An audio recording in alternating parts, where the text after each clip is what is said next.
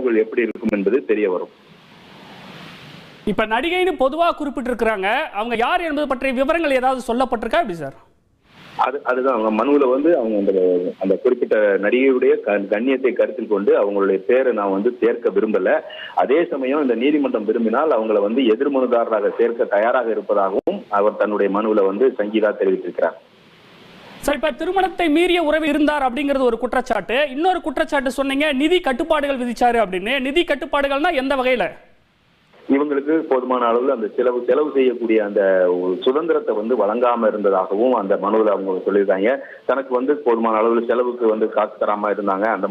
அந்த மாதிரியான ஒரு குற்றச்சாட்டையும் வந்து இந்த மனுவில் வந்து அவர்கள் முன்வைத்திருக்கிறார்கள். குறிப்பிட்டு சொல்லாம அவங்க பொதுப்படையாக வந்து நிதி கட்டுப்பாடுகளை வந்து அவர் விதித்திருந்த காரணத்தினால் தன்னுடைய செலவுக்கு ஏற்ப எந்த ஒரு இதையும் பண்ண முடியல, தன்னுடைய குழந்தைகளையும் கவனிக்க முடியவில்லை, சரியாக கவனிக்க முடியவில்லை என்ற ஒரு